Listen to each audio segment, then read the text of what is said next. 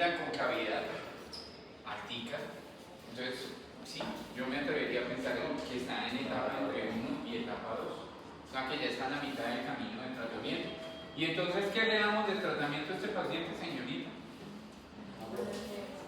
Analgésicos, exacto, AINES.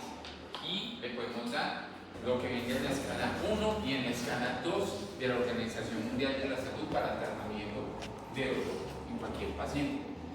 Obvio, si ustedes tienen dudas, remitan, no importa, coloquen entre los diagnósticos diferenciales cuando lleguen a la revisión que la sospecha más alta es pericarditis, pero que ustedes quieren descartar y no tienen trombolinas, que quieren descartar un evento coronario.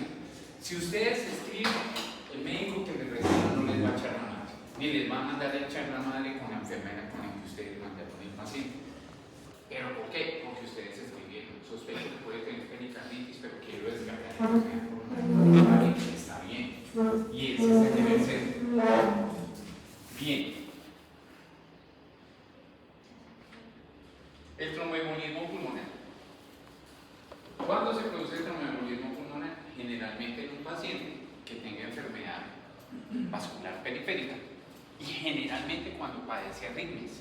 La arritmia más frecuente que puede llevar a un tromboembolismo pulmonar se llama fibrilación auricular, que leí el pensamiento. Entonces, un trombo detiene el flujo de sangre hacia una arteria en los pulmones y ese coágulo arranca generalmente de una vena varicosa que viene en miembros inferiores. Entonces es muy fácil ver tromboembolismo pulmonar en los camioneros, en las personas que conducen taxi, en las personas que trabajan mucho tiempo sentados, que no hacen pausas activas, y ustedes tienen que tener esa serie de datos en mente. El problema es que si hay una trombosis venosa profunda, puede mandar manifestaciones que son demoradas. Si la persona hace un infarto, ustedes tienen 12 horas para trombolizarlo. Si hace un accidente cerebrovascular, tienen de 3 a 4 horas y media para trombolizarlo. Y si hace un tromboembolismo pulmonar, tienen hasta 21 días para trombolizarlo, porque hasta 21 días se puede demorar el paciente en empezar a presentar síntomas. Entonces ese coágulo se puede desplazar hasta el pulmón, y cuando se desplaza al pulmón, ¿qué produce? Disnea, dolor torácico, hemoptisis, pero también lo podemos ver en el electrocardiograma. Y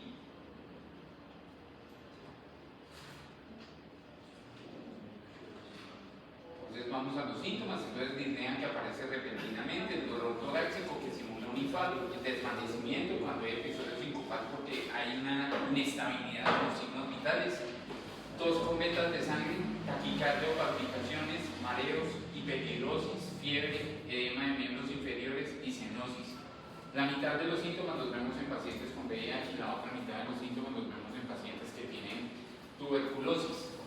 Entonces, por eso es una enfermedad que se demora a veces un poquito el diagnóstico. Por fin, cuando llegamos a las causas, enfermedades cardíacas, como les decía, la insuficiencia cardíaca hace muy posible la formación de trombos. El cáncer, por eso les he estado diciendo siempre que toda persona con cáncer tiene que estar anticoagulada. ¿Se acuerdan qué anticoagulante usamos en los pacientes con cáncer? Enoxaparina, ¿no? No, la enoxaparina la usan en el ser humano común y corriente. El paciente con cáncer requiere una anticoagulación plena con menos dosis, y esa la podemos lograr con dalteparina. ¿Se acuerdan de cuándo decíamos que estaban las ampollas de dalteparina? Antes de que se llenaran de la gracia del Espíritu Santo y Jesús hablara con ustedes en esta semana, estoy seguro que se acordaban. Ahora veo que se les olvidó. La dalteparina viene en 3 presentaciones: 2.500, 5.000 y 7.500 unidades. ¿Cómo se administra? Pacientes menores de 50 kilos, 2.500 unidades. De 51 kilos a 69 kilos, 5.000 unidades. Y mayores de 70, 7.500 unidades. Mayor de 70 kilos, ¿cierto? Ajá. Entonces, ¿qué cánceres pueden mandar trombos? Todos.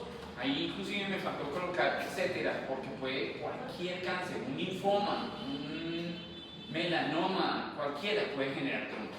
Entonces cerebro, ovario, páncreas, cáncer de colon, estómago, pulmón, riñón y todo cirugías, sobre todo las de reemplazo de articulaciones, o pacientes que han tenido fracturas de huesos largos, son los que más fácil hacen trombos. Pero ojo, y eso lo van a ver ustedes en urgencias y sobre todo cuando vayan a las clases de emergencias con la doctora Cubillos. Un paciente que tiene una fractura, ustedes lo van a anticoagular porque esa fractura puede desprender trombos derivados de la fractura. Pero lo que ustedes tienen que tener en mente es que si se fractura un hueso largo, la anticoagulación probablemente no les vaya a servir. ¿Por qué? Porque el trombo es de grasa. ¿Y con qué deshacemos la grasa? ¿Qué medicamento nos puede deshacer un trombo de grasa? Ninguno. Así que siempre pinten del peor de los escenarios al paciente que está con una fractura de huesos largos, en el sentido de que en el transcurso de pocos días, si no se opera rápido y empieza a caminar o a ponerse en bipedestación lo más pronto posible, el riesgo de que tenga un tromboembolismo graso es casi un 90% y muy probablemente de casi un 100% de mortalidad, ese 90% que presentan ese tromboembolismo graso. ¿Qué más también causa problemas de tromboembolismo? Los pacientes, por ejemplo, que sufren de síndrome de antifosfolípidos, particularmente mujeres jóvenes que hacen abortos a repetición porque a cada rato se les producen trombos en el cordón umbilical y es un generador de abortos recurrentes. Eso también lo pueden presentar algunos hombres, se manifiesta de otras maneras. Y a partir del año 2019, cuando hizo su aparición el coronavirus, porque apareció a finales del 2019 y se empezó a diagnosticar en el 2020, y empezamos a recibir vacunas a la mitad del 2020, vacunas poco testeadas, poco confiables. ¿Quiénes están vacunados con Janssen? Sí. En este salón es de las pocas que tienen menos tendencia a hacer en este momento un tromboembolismo pulmonar, porque se ha visto desde que salió, la única publicación que ha sido editada es un libro así de gordo, es súper bonito, es así de grande, me lo regaló uno de los laboratorios que hace vacunas, sobre COVID, las vacunas de la rusa. ¿Se acuerdan que había una rusa? La Moderna. Y la de Moderna, se ha visto que el número de pacientes que están presentando tromboembolismo pulmonar con el paso de los años es muy alto. Entonces, solamente algunas personas que logramos vacunarnos o con la de Pfizer o con la de Janssen,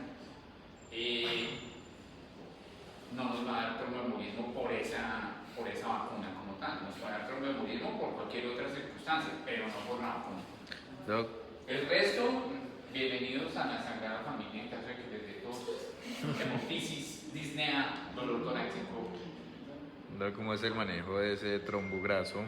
Digamos que llegue un trombo graso, o sea, ¿cómo es el manejo de un paciente? ¿Eso se va a cirugía o qué? El problema es que el pronóstico es malo, es prácticamente como si usted tuviera un aneurisma que se está disecando y no hay cirujano vascular, endovascular en ese momento.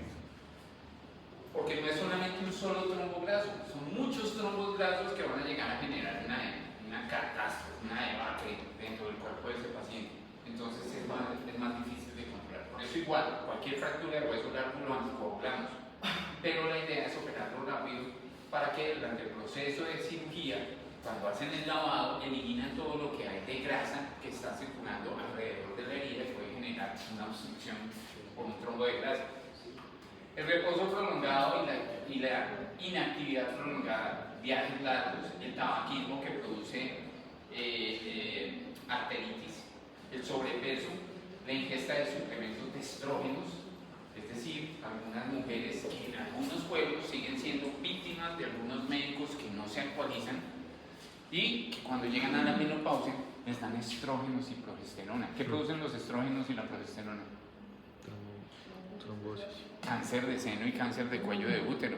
Ahora, ¿con qué reemplaza uno para quitarle los síntomas a las mujeres cuando ya llegan a la menopausia? ¿Qué les van a mandar a sus mamás? ¿Cómo se llama eso?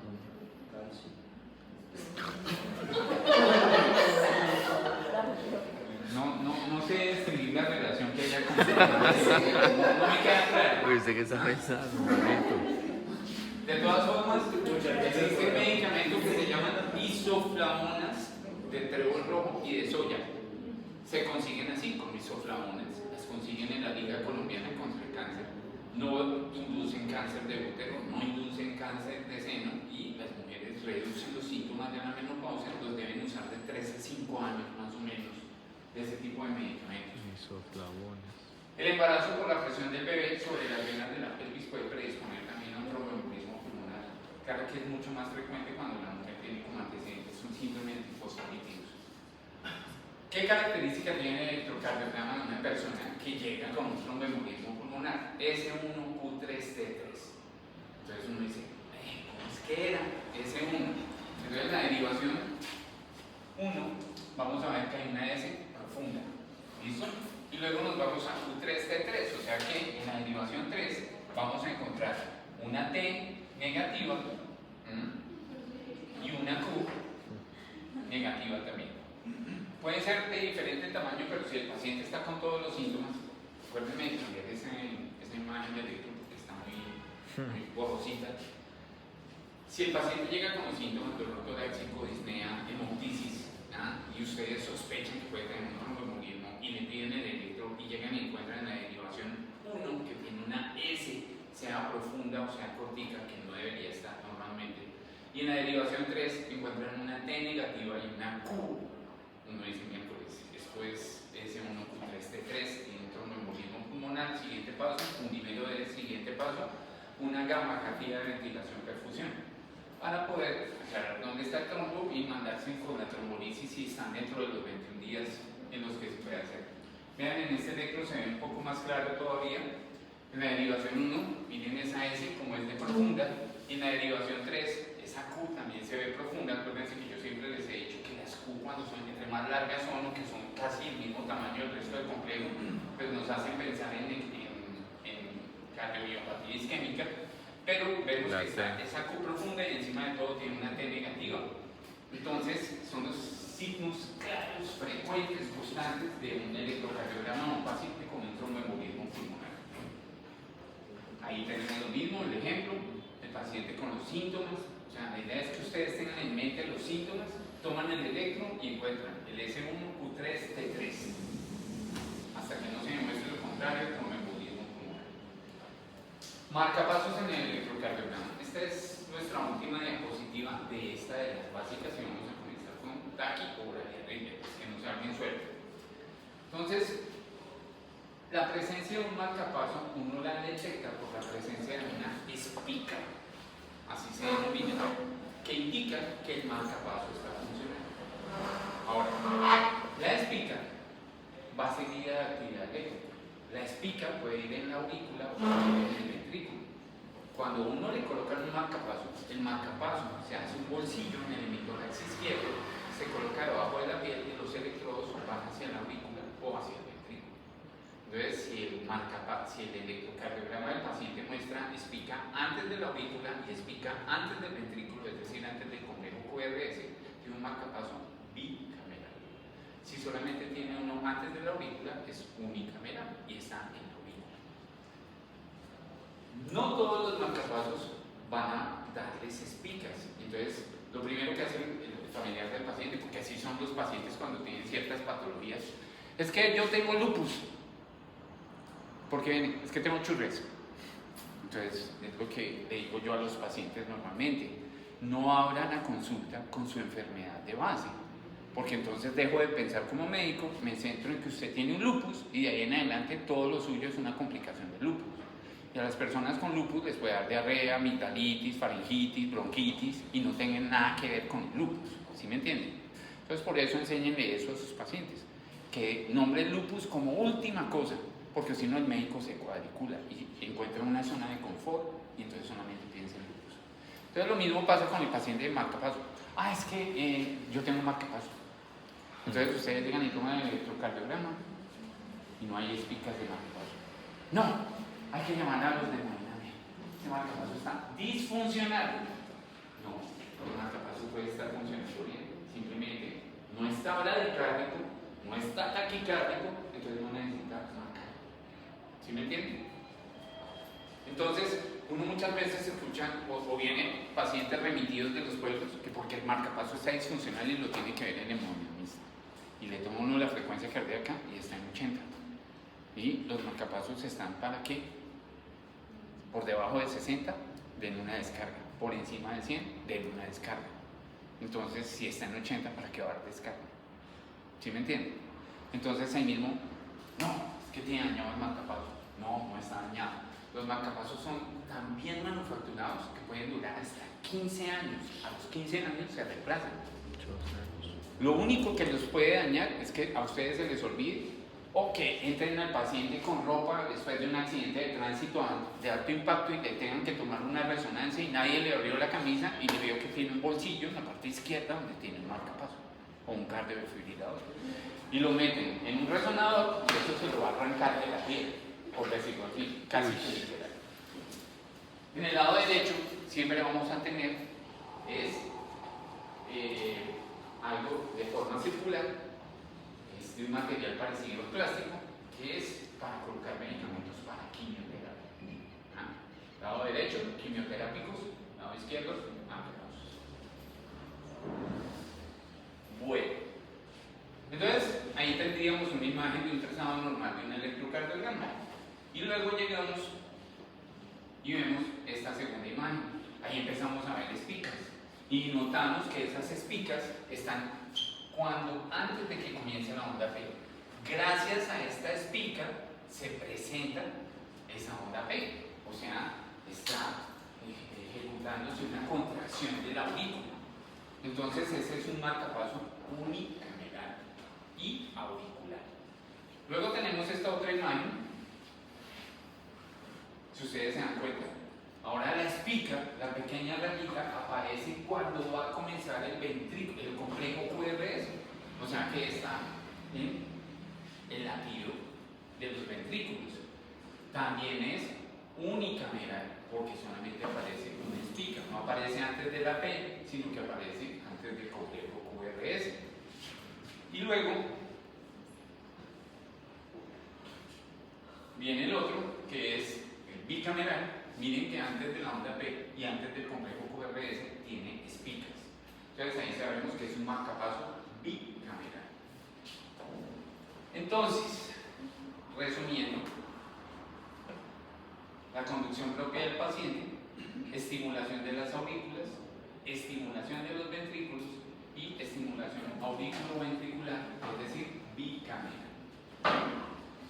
Entonces el paciente les llega así, con este electrocardiograma, pero tiene marcapaso. Entonces ustedes simplemente contabilicen la frecuencia cardíaca. Si está entre 60 a 100, no tiene por qué marcar, no tiene por qué activarse el marcapaso. No hay necesidad. Entonces no le van a aparecer las espicas del marcapaso. ¿Ok? Bien. Bueno, entonces aquí ya terminamos de estas.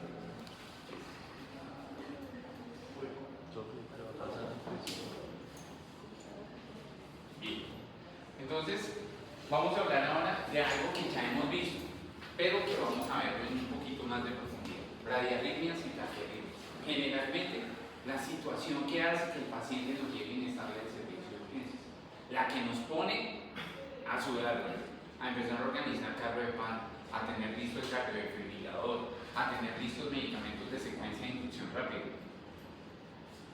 Ustedes ya están rotando por urgencias, ¿no? No. ¿O por emergencias? No. Bueno. ¿Conocen la secuencia de inducción rápida? No. La secuencia de inducción rápida son una serie de pasos que uno tiene que tener en el momento en que llega un paciente que probablemente va a tener que ser intubado. Se llama la secuencia de las 7 P's. La primera es preparación. En la preparación uno hace una historia clínica, pero generalmente el paciente viene inconsciente, está inestable hemodinámicamente, entonces nos toca obviar un montón de cosas, hay que abrirle la boca, ver si tiene caja puente prótesis, sacárselos, meterlos en un guante, etiquetarlos, empelotar al paciente por completo para buscar cuáles son las causas de lo que lo puede estar inestabilizando como tal. Y hacer la escala de Manapati y el 3-3-2. ¿Saben cuáles son esas escalas? El Manapati es abrirle la boca, bueno, cuando el paciente está consciente le decimos que abra la boca. Entonces hay Manapati 1, Manapati 2, Manapati 3 y Manapati 4. Y existe uno que se llama Manapati 0, pero los anestesiólogos no lo dejan meter y sí existe. Yo he visto dos Manapati 0 en mi vida. Manapati 0 es cuando ustedes le dicen al paciente con baja lengua abra la boca y se están viendo la epiglotis desde que abre. Eso es el sueño erótico de cualquier médico a la hora de intubar a un paciente. Uno ve un Manapati 0 y uno tiene orgasmos múltiples seguidos, uno vuela y uno dice, no, estoy hecho. Todos mis pacientes llegaran así, porque ya no es sino pasarle el tubo con el más mínimo esfuerzo y ya, no hay problema. El Manapati 1, ustedes alcanzan a ver parte del paladar blando, el paladar duro, la úvula, la base de la lengua y los pilares amigdalinos.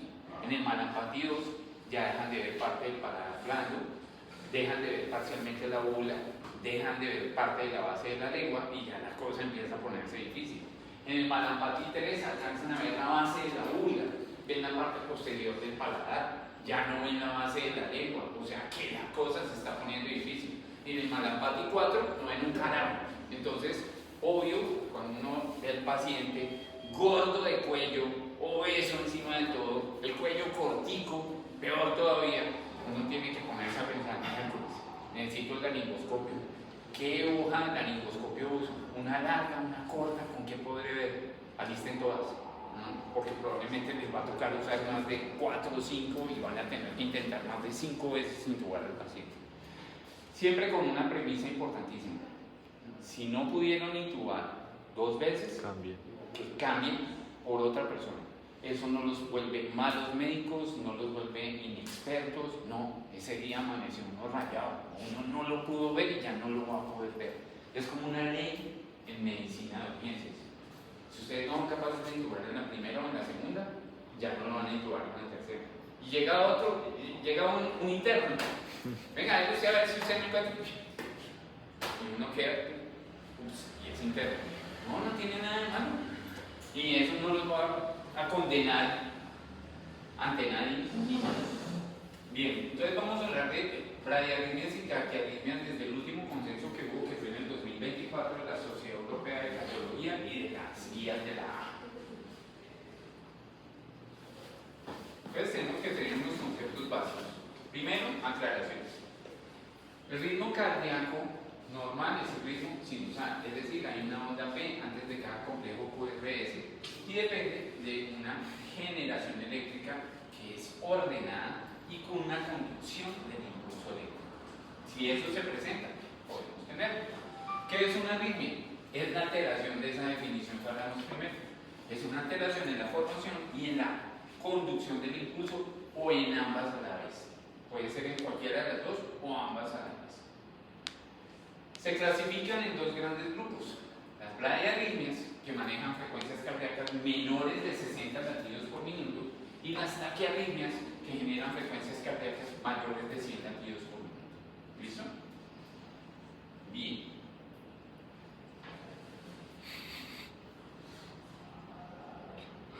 Para hablar de bradiarritmias y taquiarritmias tenemos que tener claro un concepto de servicio de urgencias en paciente complicado.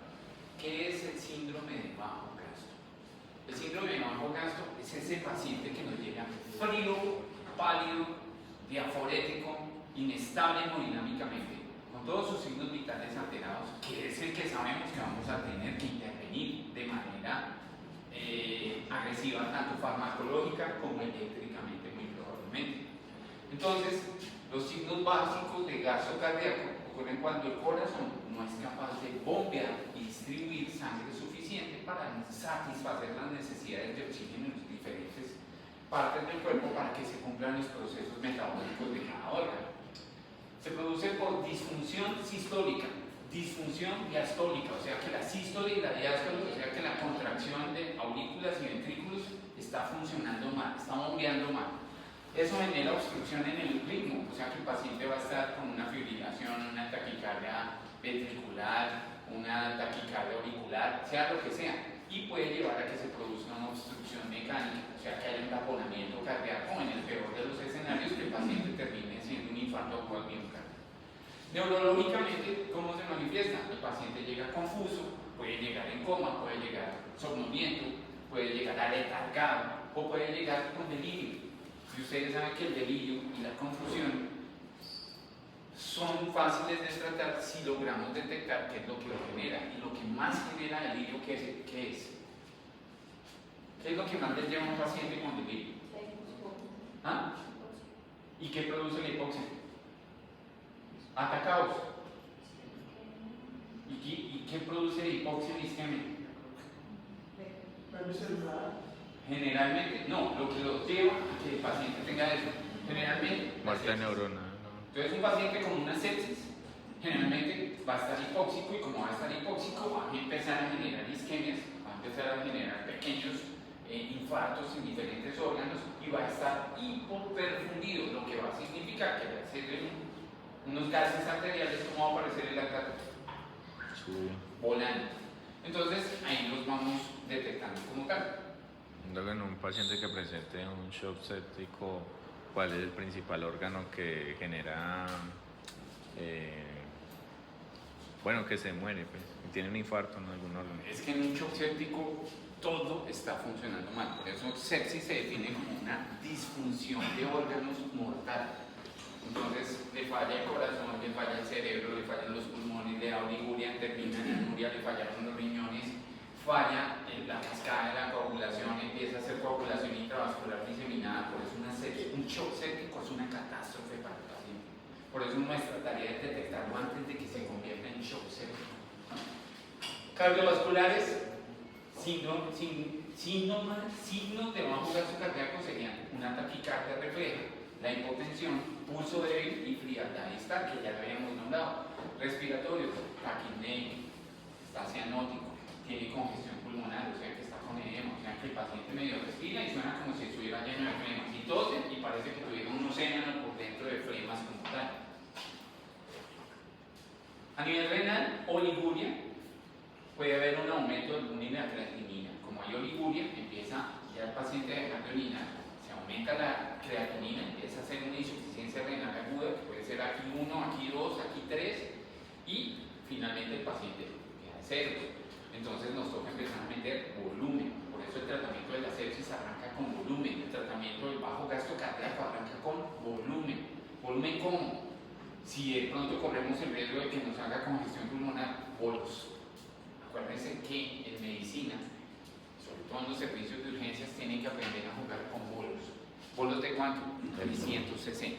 Normalmente el promedio son de a 300 por vez.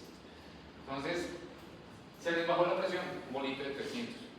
Que no está orinando, metamos un bolito de 300. Pero ¿para qué todo en bolitos? Para evitar precisamente que nos haga una insuficiencia cardíaca que nos termine de complicar todo el cuadro del paciente como tal. Y finalmente, cutáneos, está la panitis, está la piel fría y está la cianosis corporal que se puede presentar. Entonces, todos esos son los signos de bajo gasto cardíaco.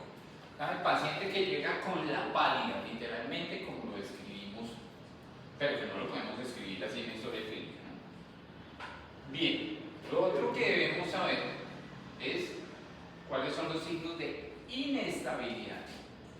Porque una cosa son signos de bajo gasto y otras son signos de inestabilidad. Entonces, la inestabilidad se define como la incapacidad que tiene el sistema cardiovascular para mantener una perfusión adecuada de los órganos vitales. ¿Cuáles son los órganos vitales? Cerebro, corazón, riñones y pulmones. Entonces, el sistema cardiovascular no es capaz de sostenerlo como tal y por eso da esos signos de inestabilidad. ¿Cuáles son esos signos? 1, la hipotensión arterial. 2, angina típica, el paciente se queja de dolor en el pecho, puede tener disnea o edema pulmonar agudo. Aparte de eso, alteración del estado mental, el paciente llega con un rasgo menor de 13, está confuso, está delirante. Y muchas veces esa alteración del estado mental nos pone a pensar de pronto en una sepsis y lo que el paciente puede estar haciendo es un infarto agudo del miocardio como tal. Signos de shock. isquemia miocárdica aguda. La idea es determinar si el paciente está estable o inestable. Y se los dejo en rojo porque es que esa es la clave de tratamiento de los pacientes en el servicio de urgencias, más que todo en el área de reanimación. Cuando a ustedes les llega un médico en una revisión, "Ah, es que traigo este paciente y estaba con dolor en el pecho y el electrocardiograma me muestra esto y eso", uno lo tranquiliza, uno le pregunta algo que generalmente no sabe porque venía chateando por el celular sin pararle bolas al paciente y se van y empiezan a hablar del drama. "Doctor, ¿el paciente está estable o inestable?". "No, pues está inestable, por eso lo traje". "¿Qué signos tiene inestabilidad?". Y ahí comenzó la cola de la corriente. ¿Sí me entienden? Entonces tienen que hablar de la hipotensión, de la taquicardia, de la disnea, de la criodiaforesis, de la palidez, de un montón de cosas para poder saber si el paciente está estable o inestable.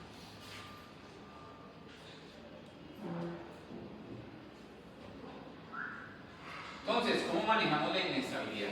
Primero, evaluamos un algoritmo que es el A, B, C, D, E. ¿Cuál es el A? Aire. E, güey, vía aérea. El B, respiración. El C, el D. El D, si tiene déficit neurológico. Y el E, la exposición. Pero Calor. si los pacientes pueden llegar inconscientes y necesitamos aclarar qué pudo haberles pasado, hay que romperles la ropa.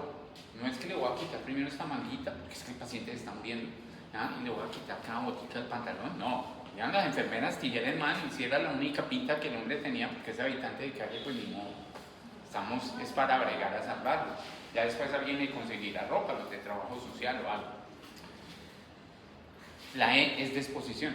Hay que mirar a ver si tiene una puñalada, si tiene un sangrado por vía rectal, si tiene, por ejemplo, una gangrena de Fournier. ¿Saben qué es la gangrena de Fournier? Sí. ¿Cuál es? Es la que afecta a los ganglios linfáticos inguinales. Y pues genera una necrosis. Es un absceso que sale en el área del Mies. ¿Cuál es el Mies? Ni es el ano, ni es el pipí. O sea, donde está el perine, ¿no? Okay. Entonces, usted puede comenzar con una celulita. Sobre todo, ¿a quiénes les da más? A los hombres. ¿Dónde lo he visto yo más frecuentemente? Los hombres que se depilan con máquina de afeitar el vello escrotal y usan la misma para depilarse las axilas, y la mujer lo usa para quitarse los callos de la pierna. Entonces cuando él vuelve y lo usa y no sabía que la mujer había usado esa cuchilla para los callos de la pierna, de pronto se le empieza a poner todo eritematoso, hematoso, esos testículos grandísimos, y en cuestión de horas, necrosis total. Y ese paciente termina castrado, con colostomía, con laparotomía, con todo lo que ustedes se quieran imaginar. Una gangrena de Fournier, no espera. Pero si ustedes no empelotan al paciente, pues no se van a dar cuenta que tiene una gangrena de Fournier, que podría ser la que estuviera generando, por ejemplo, una sepsis. Por eso la E en esa evaluación rápida es tan importante. Acuérdense, les puede llegar una niña, 18 años, se desvaneció, está inestable hemodinámicamente, y ustedes no saben qué le pasó. Es una persona joven, uno no espera que tenga nada raro, y cuando ustedes la empelotan, oh sorpresa, llegan y ven una tirita saliendo de la vagina, y uno dice, debe ser que está menstruando, y llega y uno la saca, de color verde y olor fétido. Muy probablemente se había puesto un tampón para ir a una fiesta porque estaba menstruando, no quería que le notara la toalla, se le olvidó, y como estaba borracha dejó pasar 4 o 5 días, nunca se acordó y hace un shock tóxico. Y oh sorpresa, terminan haciendo un shock séptico y están hemodinámicamente. Entonces por eso hay que hacer siempre la E de exposición. Revisen de todos los orificios al paciente: oídos, nariz, boca, uretra, ano, todo lo que sea pertinente como tal. A ustedes les van a llegar niñas que las llevan del colegio. Doctor, es que esta niña está borracha. ¿Cómo así que está borracha? Y uno se le arrima y huele a aguardiente. Y todas las compañeras, no, pero doctor, ella no estaba con botella, ni nada por el estilo, ni nada. Llamen a la trabajadora social y que venga la enfermera jefe.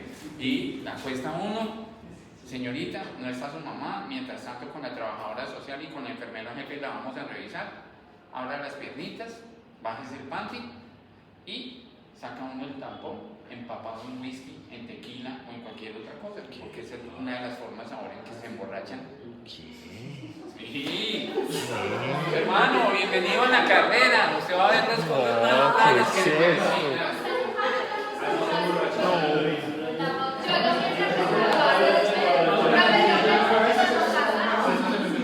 Ay, no. Cuando existe algo que se llaman los toxíndromes. En Colombia hay 11 toxíndromes y alrededor del planeta hay 22 toxíndromes. Los toxíndromes se producen por exposición a ciertas sustancias. En Colombia, como les digo, hay 11 reconocidas. La mayoría son, por ejemplo, por opiáceos, por cardiotóxicos, por cannabinoides. Pero cuando uno no encuentra la causa de por qué un paciente convulsionó o está inconsciente o está en coma, usted tiene que hacer exposición de todas las cavidades del paciente y mirar entre los pliegues de los dedos y en las axilas.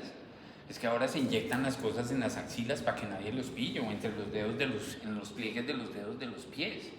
La gente es tenaz. Entonces, por eso, cuando el cuadro no está raro, cuando no está claro, no cuadra lo que le está pasando al paciente con la historia que le están echando, sospechen un toxíndromo. Bien, manejo de la inestabilidad. Le aportamos oxígeno. Si la saturación de oxígeno es menor del 94%, le damos oxígeno suplementario para mantener algo que impida que el paciente esté hipóxico como tal. 3. Identificamos qué tipo de ritmo cardíaco tiene. Si tiene bradiarritmias, atropina más marcapaso. Si tiene taquiarritmia estable, medicamentos. Taquiarritmia inestable, cardioversión sincronizada. Si tiene fibrilación ventricular o taquicardia ventricular sin pulso, hacemos defibrilación inmediata. Ese es como el resumen de todo lo que es el curso de ACLS, BLS. Ese pequeño escalafón número 3 les dice qué es lo que tendrían que hacer con cualquier paciente en estas circunstancias. Si la causa es otra, usamos volumen, o sea, le colocamos bolos de líquido, usamos vasopresores para subir la presión arterial. El que más usamos, ¿cuál es? Norepinefrina. Y cuando no podemos con solo norepinefrina, ¿qué le asociamos? Vasopresina. Y si la norepinefrina y la vasopresina no le hacen ni cosquillas, ¿qué hacemos? Hay otros medicamentos. Adrena. ¿Ah? Algo que mejore la precarga o la poscarga. Pues adrenalina no creo. Puede usar adrenalina, es la tercera opción. Cuarta y quinta, ¿cuáles serían? La digoxina es más para pacientes con insuficiencia cardíaca para el manejo de la taquicardia refractaria al tratamiento. Está la dobuta o la dopamina, pero el problema es que la dobuta o la dopamina pueden provocar arritmias. Por eso las tenemos que usar con mucha precaución. Y si no, están los corticosteroides, los mejores amigos de los estudiantes de medicina, pero en este caso no es la dexametasona, sino la hidrocortisona. 50 miligramos cada 6 horas les ayudan a mantener una presión arterial que no han logrado sostener solamente con fluidoterapia o con vasopresores. Y 5H y 5T. Cuando ustedes no logran solucionar una bradiarritmia o una taquiarritmia de un paciente, piensen que ese paciente puede tener una de las H o una de las T. Primera H. Primera H. Hipotensión. Son re breves. La primera H. Hipotensión. Hipoglicemia. Ustedes le hacen una glucometría de entrada al paciente. Tiene 36 de glucometría, está haciendo una hipoglicemia con síntomas neuroglucopénicos. Denme una carga de glucosa y con eso solucionan el problema. Dextrosalina. La segunda, hipovolemia. ¿Con qué la corrigen? Con líquido. ¿Con líquidos o con sangre? La tercera, hipotermia. ¿Con qué la corrigen? Calienten de líquidos y metan de líquidos calientes por todas partes. Yo creo que se lo dije alguna vez, ¿no? ¿Cómo calentar a un paciente rápido? Yo no me acuerdo. No. Bueno, les explico. Nosotros hicimos hace como 5 o 6 años un experimento con los primeros que se graduaron de cómo calentaba uno los líquidos si uno no tiene la máquina de calentar líquidos que hay en las clínicas y hospitales, porque cuesta 15 millones de pesos una vainita así de grande y calienta los líquidos a 44 grados. ¿Ah? En un microondas. Hicimos la tarea en el microondas y nunca logramos encontrar los minutos y segundos que se requieren para calentar a 44 grados centígrados. Eso, porque no hay forma de tener un termómetro dentro del microondas sin que se reviente. Entonces, ¿qué hicimos? Al baño María. Dormir. 3 minutos 32 segundos quedan los líquidos calientes a 44 grados centígrados, que es lo que se le debe colocar al paciente. Entonces, cuando ustedes hagan el curso de ATLS, si alguno de ustedes va a ser médico de combate en algún batallón o se van a dedicar a las urgencias, les van a enseñar que la hipotermia se debe tratar con líquidos calientes. Y los líquidos calientes pueden estar a 44 grados. Ay, pero si mi temperatura es 37 y si a uno le sube la temperatura a 40, convulsiona, o 41, que es la hipertermia maligna. No, calientan los líquidos. Entonces, los líquidos para el humidificador de oxígeno se calientan a 48 grados. ¿Por qué? ¿Por qué lo caliento más que los otros? Porque es líquido en movimiento, entonces va a bajar la temperatura más rápido. Entonces, ustedes le pueden pasar una sonda vesical y le meten 500 cc de líquidos calentados a 44 grados que le queden en la vejiga. Le van a calentar la parte baja. Le pueden pasar una sonda nasogástrica y le pasan otra bolsita de líquidos a 44 grados centígrados que le van a calentar el estómago, parte de los pulmones, ¿no? Y parte del mesenterio. Y si todavía no es lo suficiente que logran mejorar la temperatura, pueden hacer una paracentesis invertida. Acuérdense que cuando hacemos una paracentesis es para sacar líquidos. La invertida es meter líquido. Entonces ustedes llegan, le chuzan la barriga y le empiezan a meter líquidos dentro de la barriga. Después los vuelven y los sacan común y corriente. Le pueden meter líquidos, inclusive haciéndole una punción torácica para calentar los pulmones. Como cuando uno drena el derrame pleural. Lo que pasa es que para hacer ese tipo de cosas hay que querer ser médico. Porque tiene uno que correr riesgo. Y hay que improvisar. Pero hay muchas técnicas. Bueno. ¿Ah? ¿Sí? Endovenoso.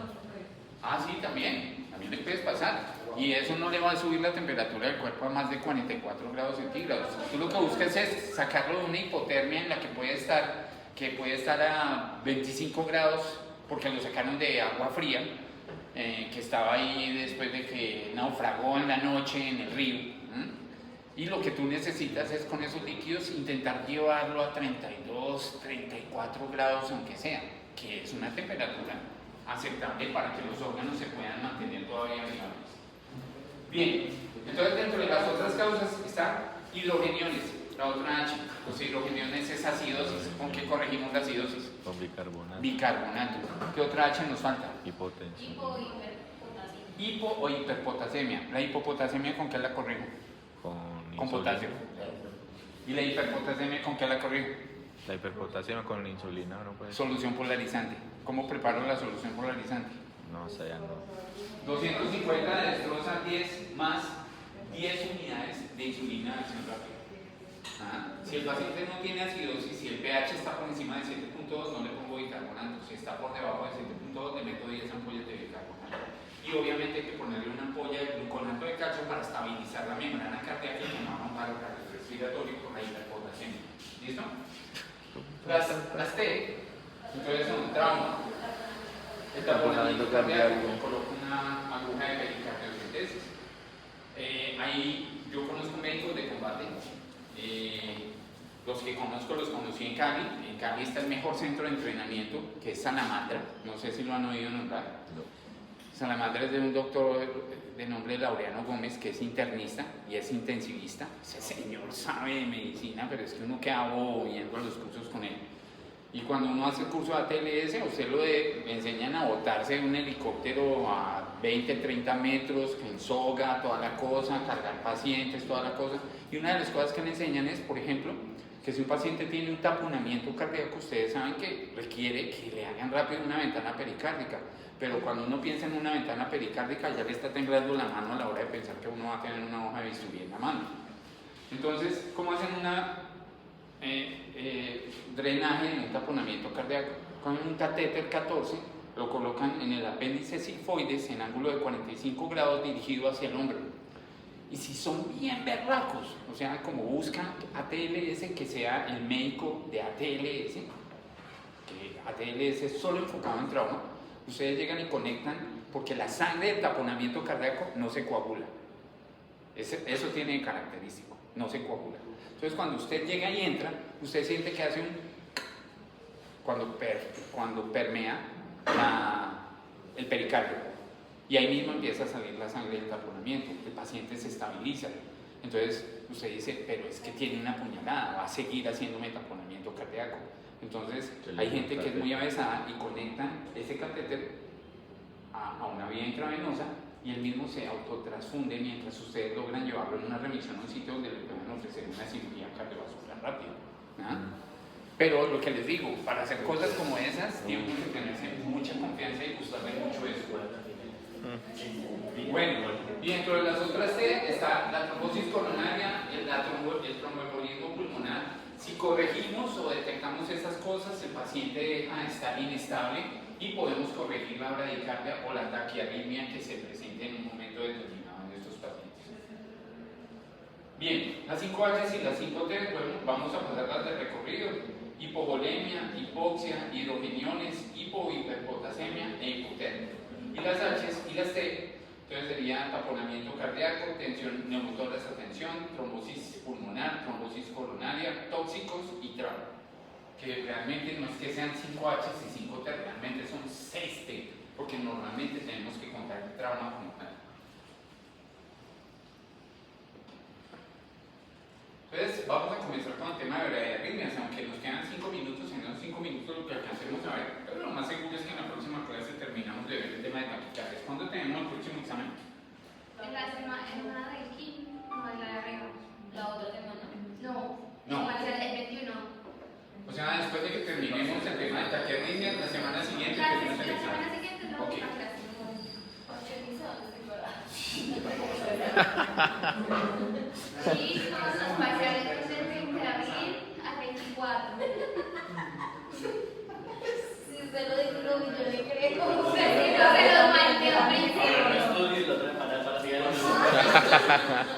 A veces pasa. Uy, no. Bueno, entonces las bradiarritmias son ritmos lentos por problemas que se pueden presentar en qué nivel. Primero, formación del impulso, es decir, a nivel del nodo sinusal, que sea disfuncional, o porque haya un problema en la conducción, lo que se denomina bloqueos auriculoventriculares, que normalmente hablamos como peligrosos, el MOVIS 2, y el auriculoventricular de tercer grado. Y ustedes saben que el MOVIS 2 de segundo grado y el tercer grado requieren tratamiento con marcapaso.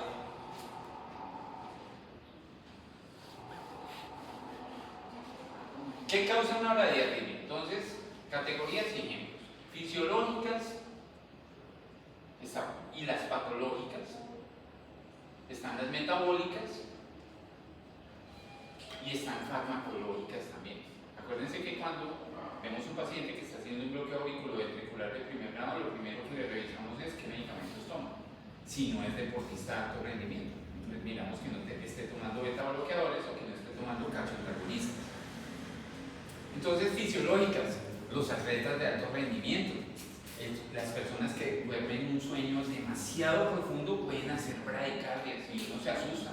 Y por eso ha habido casos en los que se ha hablado de catalepsia. ¿Han escuchado el término? No. El cataléptico que ya estaban en el funeral del hombre, ya lo iban a enterrar cuando empieza a golpear la tapa del féretro y era porque estaba dormido, estaba tan profundamente dormido que no se le percibía el latido cardíaco y estaban fallecidos. Entonces, como también se presenta el fenómeno de que se vasodilata por la bradicardia, las pupilas llegan y se le ponen a reactivas, entonces le hacen reflejo pupilar, tampoco reacciona porque está demasiado dormido. Entonces, por eso entra entre estas causas. Dentro de las patológicas, el infarto agudo del miocardio de cara inferior, es decir, del 2-3 ABF, la miocardiopatía y la enfermedad del nodo sinusal pueden generar bradiarritmias. Entre las metabólicas, hipotiroidismo, acuérdense, hipo, baja frecuencia cardíaca. La hiperpotasemia, baja la frecuencia cardíaca. puede provocar bradiarritmias severas, pero también puede provocar taquicardias que pueden llevar a infarto por el miocardio y pueden generar y la hipotermia también puede generar bradicardia. Por eso muchas veces necesitamos calentar rápido a los pacientes. Y dentro de las farmacológicas, como dijimos, los betabloqueadores, la digoxina que ustedes están proponiendo ahorita, que la usamos más que todo para bajar la frecuencia cardíaca, y los bloqueadores de canales de calcio son de los que más pueden generar este tipo de inconveniente. ¿Cómo se clasifican las bradiarritmias? Por disfunción sinusal están los bloqueos auriculoventriculares, por disfunción sinusal están las bradicardias sinusales, las pausas sinusales, el paro sinusal y el síndrome braditaqui o taquibradio, como prefieran llamarlo. En cuanto a bloqueos auriculoventriculares, está el de primer grado, que ustedes saben que es un intervalo PR que es constante, pero es mayor de 5 cuadritos, es decir, más de 200 milisegundos. El de segundo grado, que ustedes ya saben que puede ser tipo 1, que una P se va prolongando hasta que una P no conduce, el sitio donde no conduce hay un intervalo de PR que es completamente diferente. El tipo 2, MOVIC 2, que hay más ondas P que complejos QRS, los intervalos PR vuelven a ser constantes, pero hay más P que complejos QRS. Y el de tercer grado, más P que complejos QRS, pero los intervalos PR vuelven a ser inconstantes nuevamente. Entonces, esas son las dos clasificaciones que encontramos a nivel de las bradiarritmias como tal. Bueno. ¿Qué síntomas puede generar un paciente con bradiarritmias? Entonces, mareo y episodios sincopados. Por eso es tan importante que si un paciente adulto mayor les llega porque se desvaneció en la casa, tómenle de entrada una glucometría y de segunda cosa un electrocardiograma. Porque puede tener o una fibrilación auricular o puede estar haciendo un bloqueo auriculoventricular de tercer grado que va a requerir el uso de un marcapaso como tal. También pueden provocar fatiga y debilidad, puede provocar disnea de esfuerzo, así que lo confundimos con un TEP, lo podemos confundir con un infarto por miocardio, angina en algunos casos. Por eso es importante mantener siempre la frecuencia cardíaca en lo basal, que sería 60, porque cuando está muy bajita, el paciente puede empezar a hacer isquemia y puede terminar en un infarto por miocardio. Según las últimas guías del 2024, un paciente sintomático que tenga bradiarritmia debe evaluarse para terapia urgente. O sea que hay que determinar si va a requerir o un cardiodefibrilador o un marcapaso o que le dé un tratamiento con atropina o con algún medicamento que le mantenga su frecuencia cardíaca acelerada. Pues vamos a hacer de cuenta, ustedes están en un pueblo y el paciente está bradicárdico y ustedes no tienen casi medicamentos. ¿Con qué le aceleran la frecuencia cardíaca que no sea mostrándole las nalgas de la enfermera? Uy, no sé. Atropina es uno. ¿Con qué otra cosa? Acuérdate que dijimos que no tienen medicamentos para acelerar la frecuencia cardíaca. No, no más puede ahí. No, ese le baja más. No se podría. ¿El qué? Noradrenalina. No hay medicamentos. No hay nada de eso. No tiene nada en ese carro de paro. Usted está en un hospital de esos llevado de la inmunda. Usted es el que sostiene el hospital. No, yo lo pongo a hacer algo del Créanme que van a encontrar sitios así. Y depende de las próximas elecciones, vamos a encontrar más hospitales así. Por ejemplo, acuérdense que hay medicamentos que aceleran la frecuencia cardíaca. ¿Cuál? El beta El 2. salbutamol. El beta 2. La terbotalina, que ustedes la pueden usar como tocolítico. ¿Saben qué es un tocolítico? ¿No han rotado por gineco? Yo no. Los tocolíticos son medicamentos que ayudan a disminuir o frenar las contracciones en el trabajo de parto pretérmino. Estamos viendo gineco, pero no obstetricia. Lo separaron. Hasta un séptimo no es gineco. No importa, por eso estamos hablando de No, pero Entonces pueden usar, por ejemplo, la terbotalina, le pueden colocar una inyección subcutánea y el paciente empieza a darle taquicardia, o lo pueden poner a inhalar salbutamol. Algunos pacientes les pueden dar metoclopramida.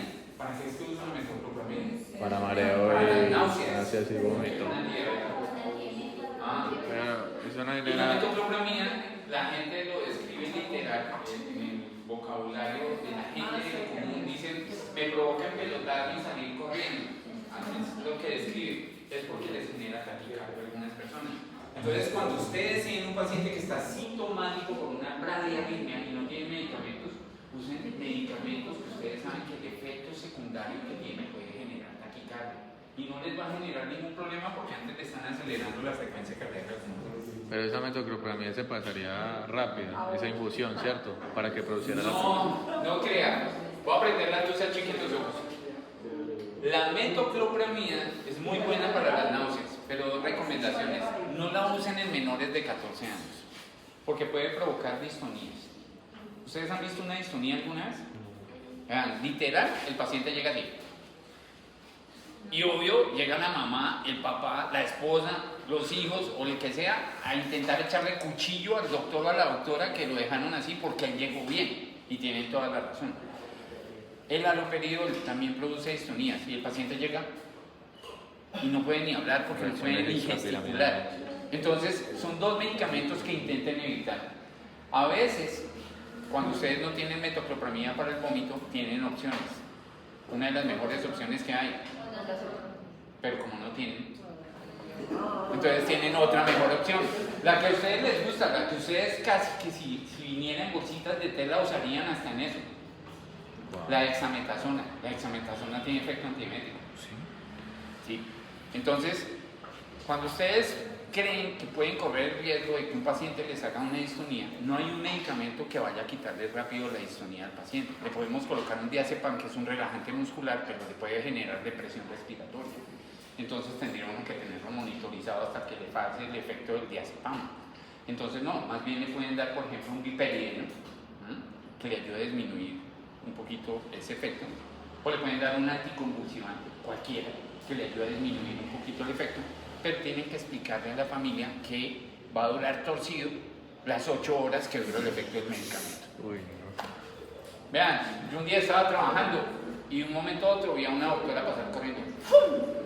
¿Esa qué? Y al momentico volvió a pasar corriendo al frente, pero llegaba con otro doctor. Nosotros, ¿qué habrá pasado? Hay un paro, pues obvio, todos somos solidarios en los servicios de urgencias y fuimos a ver qué era lo que pasaba. No, que le colocó una metoclopramida a un paciente, el paciente hizo una distonía, ella nunca había visto una distonía, entonces fue a llamar al otro médico, el otro médico tampoco lo había visto, montaron como una especie de circo mediático, salimos todos por WhatsApp, por Facebook, por un montón de partes, y el paciente tenía una distonía. Era un menor de 14 años, entonces imagínense eso, cómo logra de likes y sobre todo de comentarios malucos contra el personal de salud. Entonces por eso, eviten en los menores de 14 años. 1, la metoclopramida. 2, el haloperidol en cualquier paciente, muy bueno para calmar la agitación, pero muy bueno para producir distonías. Y 3, el diclofenaco, sobre todo en menores de 14 años, porque puede provocar insuficiencia renal aguda, pero así, de una, y termina ese chino en diálisis por un diclofenaco que ustedes le colocan. Entonces tengan cuidado con esos 3 medicamentos a efectos futuros. Bueno, quedamos ahí el resto de